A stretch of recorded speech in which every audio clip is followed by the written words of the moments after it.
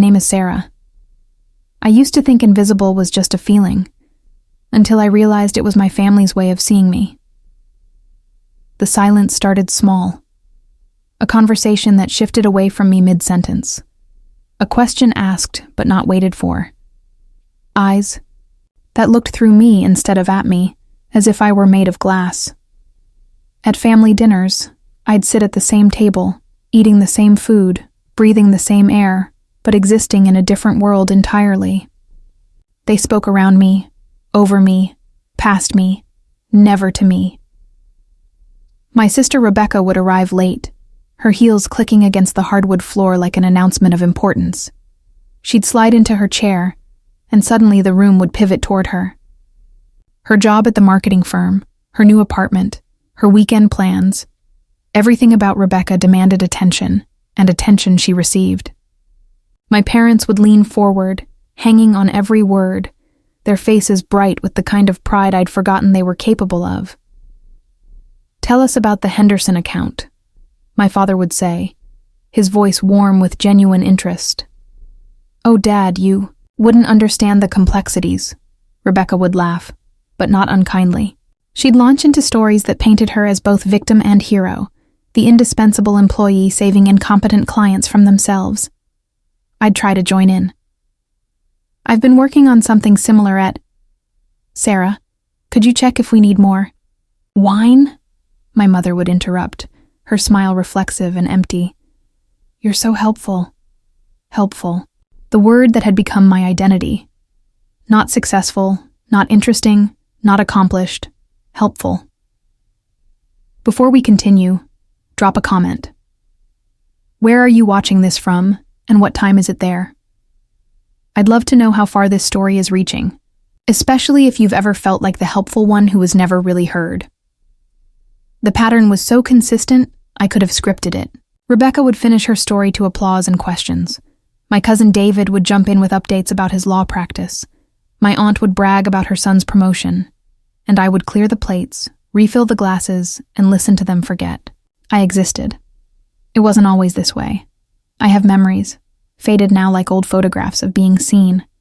Of my father helping me with science projects, his large hands guiding mine as we built volcanoes that actually erupted. Of my mother bragging to neighbors about my essay that won the school contest. Of feeling like I belonged not just in the room, but in their hearts. But somewhere along the way, I became background music in my own life. Maybe it was when I chose teaching over law like David. Maybe it was when I stayed single while Rebecca found her husband. Maybe it was simply that my victories were quieter, less flashy, harder to brag about at dinner parties. The night everything crystallized was my father's retirement party. I'd just returned from 3 months in Costa Rica, where I'd been developing an educational program for underserved communities. It was exhausting work, 12-hour days in sweltering heat, navigating language barriers and bureaucratic nightmares. But it was the most meaningful thing I'd ever done. The program I'd created was going to help thousands of children. I was proud in a way that felt new, clean, untainted by the need for external validation. I'd been invited to speak about the project at the National Education Leadership Conference. It was a huge honor, one that represented years of work, of building expertise that mattered. I wanted to share this with them. I needed to share this with them. The party was in full swing when I arrived. The house was packed with my father's colleagues, old friends, distant relatives I hadn't seen in years. My father looked genuinely happy, surrounded by people celebrating his 40 years as an engineer. He'd built bridges, literally and figuratively, connecting communities and solving problems that seemed impossible. I found my family clustered around the kitchen island, the same formation they always took at gatherings. Rebecca was in the center, of course, regaling them with a story about her latest client. Her voice carried that confident lilt that made everything sound more important than it actually was. "The CEO told me I was irreplaceable," she was saying, her hand gesturing with wineglass precision. "He said the campaign was brilliant." "We're so proud," my mother beamed, her arm around Rebecca's shoulders. I waited for the story to end, for the natural pause that would let me step into the conversation. When it came, I took a breath and stepped forward. "I have some news to share too," I said, my voice steady despite the flutter in my chest.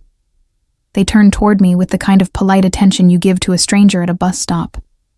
I just got back from Costa Rica, and the program I developed. "Oh, Sarah, we're so glad you're back," my mother interrupted, but her eyes were already scanning the room. "We've been so worried about you being so far away." The thing is, the program was so successful that I've been invited to speak at the National Education Leadership Conference. It's Sarah, honey. My mother's voice cut through mine like scissors through paper. "Could you be a dear and check if we need more ice? The drinks are getting warm." The words hung in the air between us. Around us, the party continued. Laughter, clinking glasses, conversations layering over each other like competing radio stations. But in that moment, in that bubble of silence, between my truncated sentence and my mother's request, I felt something shift inside me. "You're so helpful," she added, that same smile, that same empty warmth. I looked at their faces. My father, distracted by something happening across the room. Rebecca, already turning back toward David, ready to resume her spotlight. My mother, waiting for me to fulfill my assigned role as the helpful one.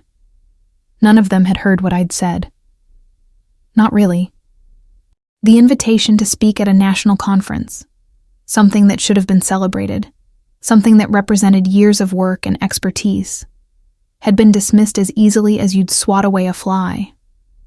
I stood there for a moment, coat still, in my hands, feeling the weight of invisibility settle around my shoulders like a heavy blanket. Then I walked to the kitchen, got the ice, and returned to the party as if nothing had happened. But something had happened. Something had broken. Quietly and completely.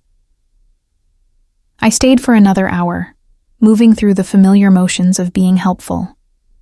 I refilled drinks, collected empty plates, made small talk with people who remembered me vaguely as Tom's youngest daughter. I watched my family from across the room, their faces animated with joy and connection, and I felt like I was looking at them through glass. When I finally left, I stood in the hallway for a moment, listening to their laughter echo through the house. I put on my coat, picked up my purse, and walked out the front door. Not one of them noticed I was gone. That night, I sat in my small apartment, still wearing my party clothes, and made a decision that would change everything. I opened my laptop and began writing my acceptance letter for the speaking engagement. But more than that, I began writing myself out of their story and into my own. The silence that followed was different from their silence. This was chosen. This was mine. I stopped calling, stopped texting, stopped showing up to family dinners with wine and excuses for why I couldn't stay long.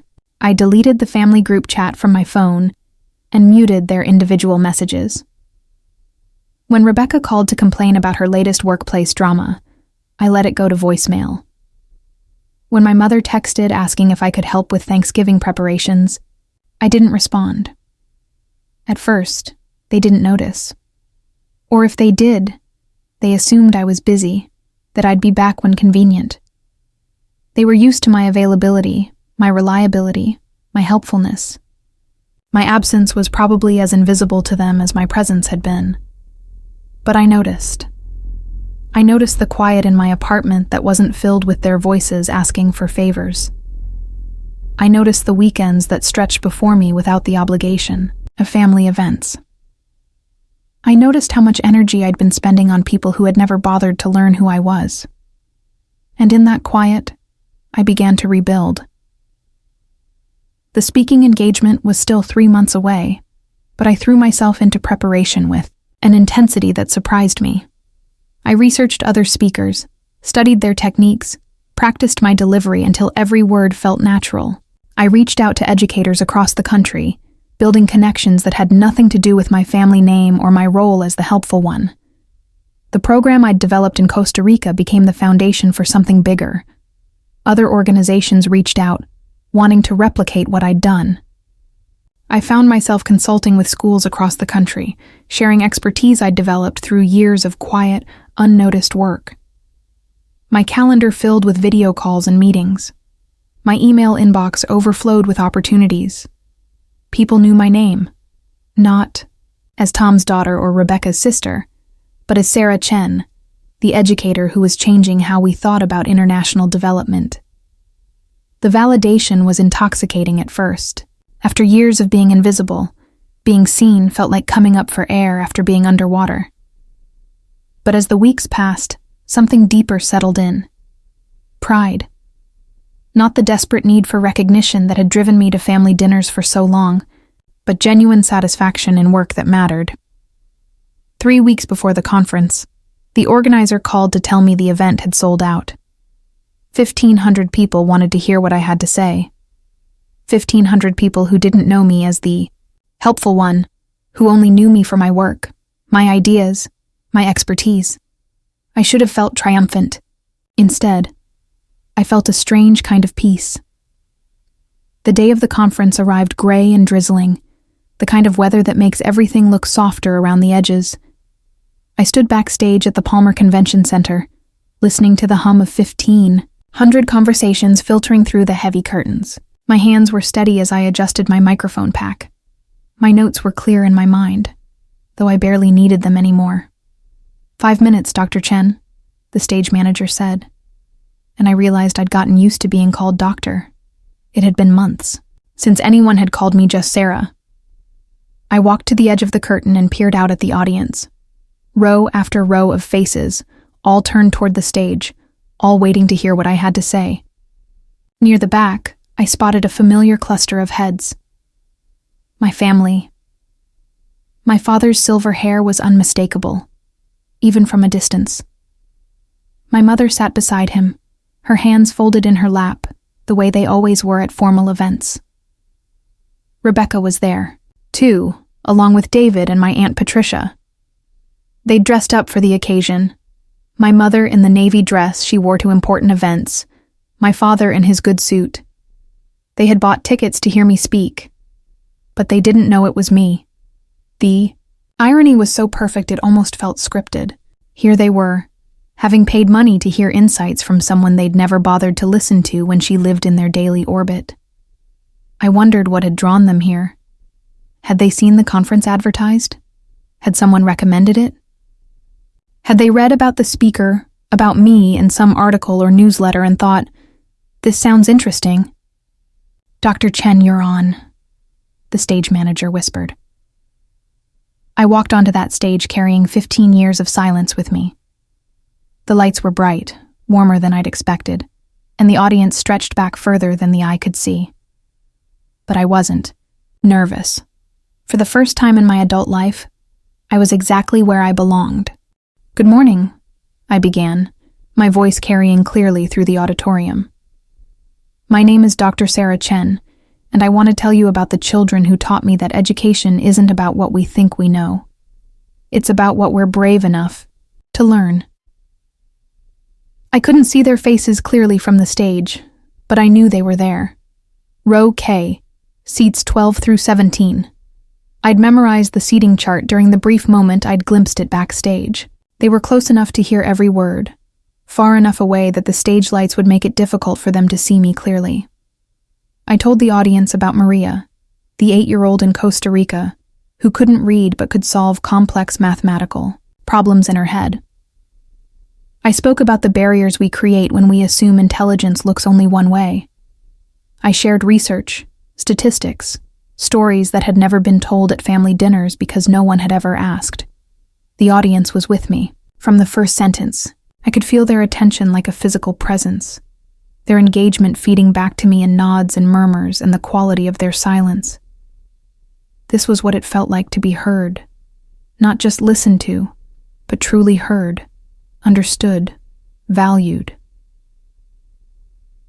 "We spend so much time talking about children who are overlooked," I said, 20 minutes into my presentation. But we rarely acknowledge that the overlooking often begins at home. In families where one voice becomes background noise, where potential is dismissed because it doesn't fit expected patterns. I wasn't looking at row K, but I felt the weight of their attention shift, sharpen. Maybe it was my imagination, but something in the auditorium's energy had changed. The most profound educational failures happen when we decide someone has nothing to teach us, I continued. When we assume that quiet means empty, that different means less valuable. Some of the most brilliant minds I've encountered have been dismissed by the people who should have championed them most. The applause started before I'd finished my final sentence, building from scattered claps to thunderous approval. 1,500 people rising to their feet, their recognition washing over me like sunlight after a long winter. I stood at that podium, looking out at faces that saw me, really saw me, and felt something inside my chest expand and settle simultaneously. But it was what happened afterward that changed everything. I lingered backstage, partly because I always felt drained after speaking, partly because I wasn't ready to return to the ordinary world where I was just Sarah again, instead of Dr. Chen. The convention center had that peculiar after-event energy. Staff breaking down, equipment, attendees clustering in small groups, the gradual dissolution of shared experience. I was gathering my materials when I heard familiar voices echoing from the corridor outside the green room. She was incredible, Rebecca's voice, pitched with the kind of excitement she usually reserved for her own accomplishments. I mean, the way she spoke about those children, you could tell she really understood them. Very impressive, my father agreed. That research she presented on adaptive learning environments, brilliant stuff, really brilliant. I got emotional when she talked about overlooked potential, my mother added, her voice softer than usual. It made me think about all the students who get dismissed because they don't fit the mold. I pressed myself against the wall, invisible again, but by choice this time. They were walking slowly, their voices fading and returning as other groups passed between us. Did you see the bio in the program? David's voice. Dr. Sarah Chen, Harvard PhD, 15 years of international development work, consulted with the UN on educational policy. This woman is a powerhouse. The kind of person you'd want in your family, my Aunt Patricia said with a laugh. Can you imagine having someone like that at dinner parties? The stories she must have. I wish we knew someone like her, Rebecca said, her voice wistful in a way I'd never heard before. Someone doing work that actually matters, you know? Making a real difference. Their footsteps had stopped now, directly outside the green room door. I could hear them clearly, every word landing with precision. It makes you think, my mother said quietly, about the people in our own lives. Whether we really see them, really hear what they're trying to tell us. What do you mean? Rebecca asked. There was a pause, long enough that I wondered if they'd moved on. Then my mother's voice, smaller than I'd ever heard it. Sarah tried to tell us about some conference she'd been invited to speak at. Remember? At Dad's retirement party. But we were so busy, so distracted. Sarah's a teacher, David said dismissively. This woman is operating at a completely different level. Is she, though? My father's voice, thoughtful. We never really asked Sarah about her work, did we? We just assumed. Their voices trailed off as they walked away, but I remained frozen against that wall for a long time after they'd gone. They didn't know. They had no idea that the woman who'd moved them to tears, who'd challenged their thinking about education and potential and overlooked brilliance, was the same person they'd been overlooking for years, the same person they'd dismissed as just a teacher, the same person whose exciting news they'd cut short to ask for more ice. I drove home in a kind of trance, their words replaying in my mind. I wish we knew someone like her, the kind of person you'd want in your family. Someone doing work that actually matters. That night, I sat at my kitchen table with my laptop open and my phone silent beside me. I had 17 missed calls from my family members, 13 text messages, and 47 new LinkedIn connections from people who'd heard me speak. The contrast was almost absurd. I ignored the calls and messages. Instead, I opened my desk drawer and pulled out 5 copies of my recently published book, Invisible Learners: Recognizing Potential in Unexpected Places.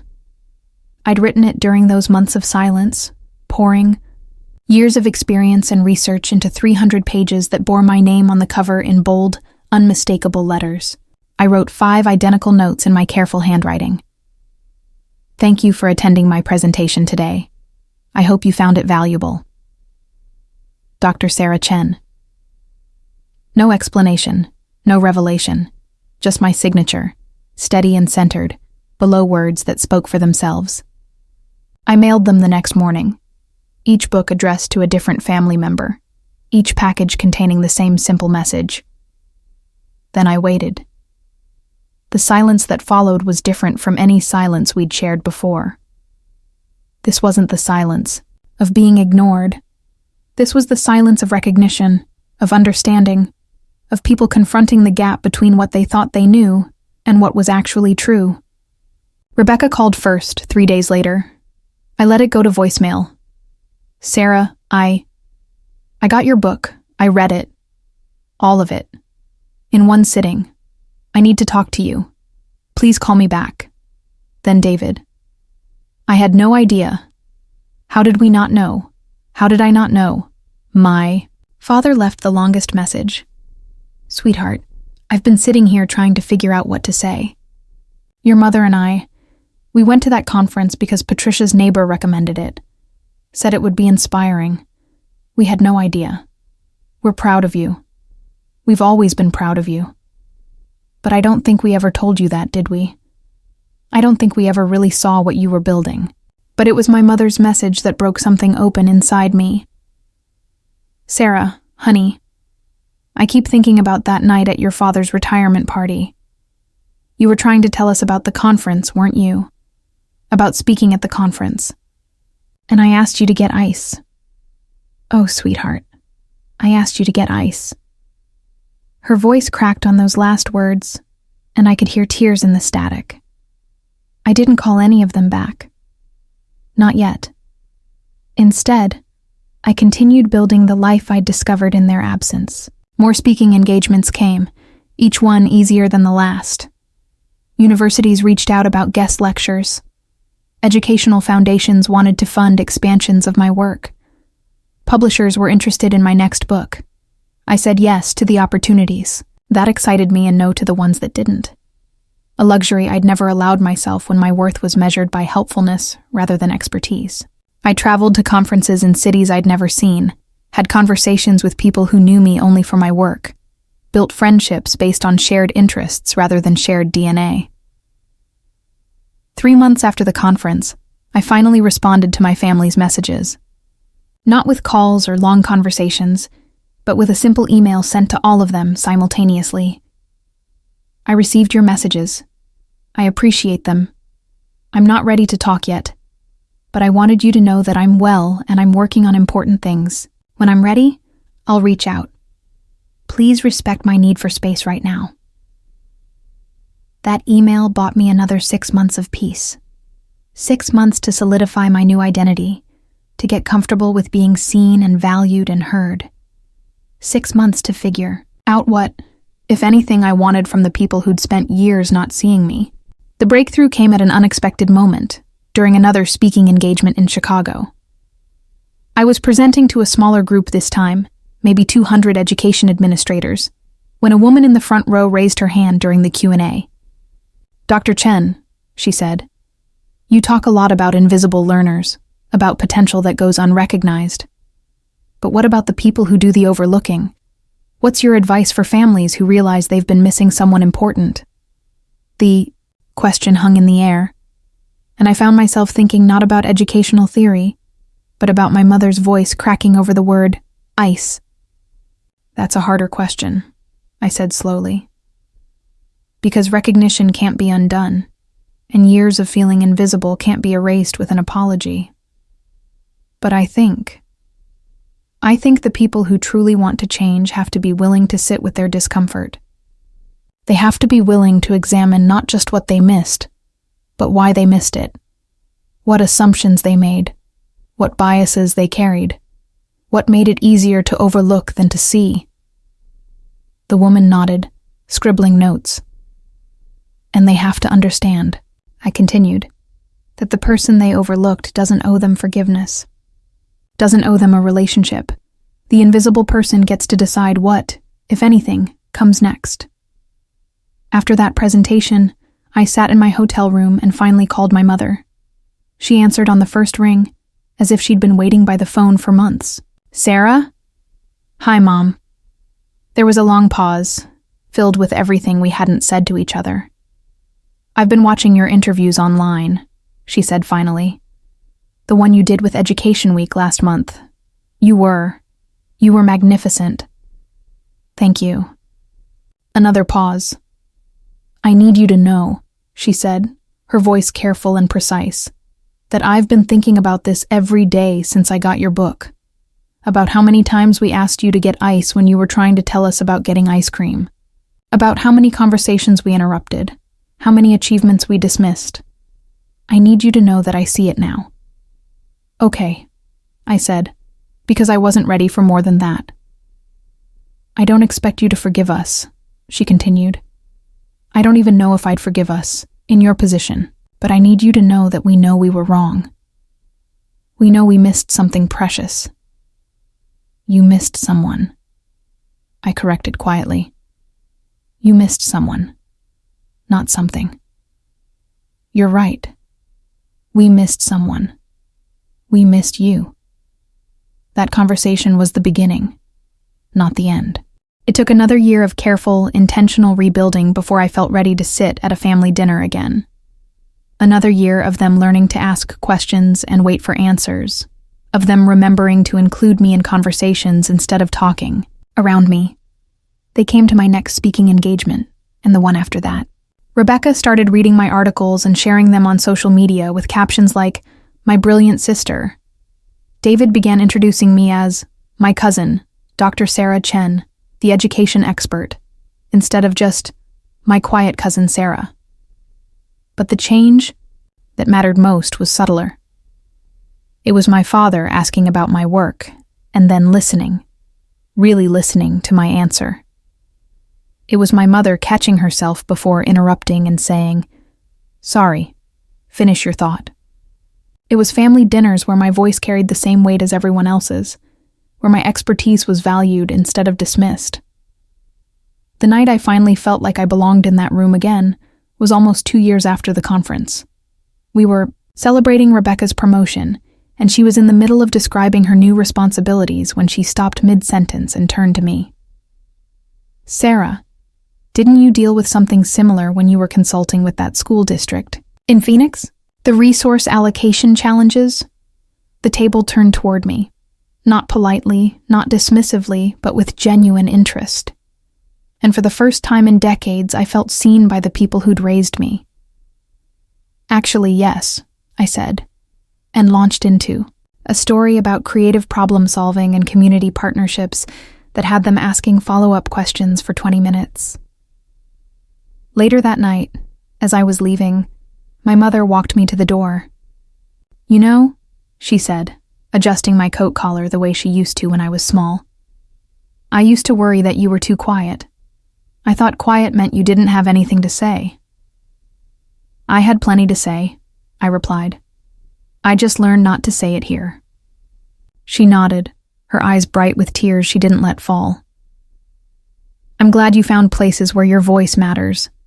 I'm glad you kept talking, even when we stopped listening." "Me too," I said, and meant it. The transformation wasn't complete. Relationships, as complex as family, can never be fully repaired, only rebuilt with better materials. But it was real.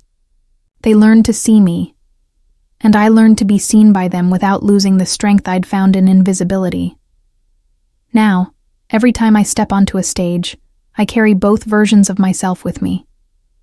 The woman who learned to speak with authority because she'd spent years being silenced. The woman who found her voice in the quiet spaces her family never bothered to explore.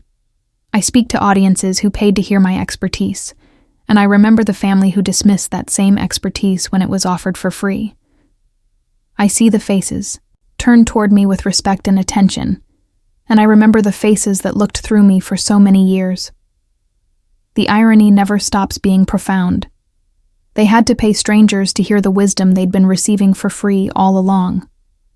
They had to sit in an auditorium full of people who valued my insights before they learned to value them themselves. But perhaps that's how recognition works sometimes. Perhaps we need distance to see clearly, need strangers' validation to recognize the treasure we've been overlooking in our own homes. I don't speak louder now because I'm angry. I speak louder because I know my voice carries weight, because I've learned that being heard is not a privilege to be granted, but a right to be claimed. They took me for granted for so long that they forgot I was someone worth taking at all. But I never forgot. In the quiet spaces between their conversations, in the margins of their attention, I was always building something they couldn't see. Now they see it. Now they see me.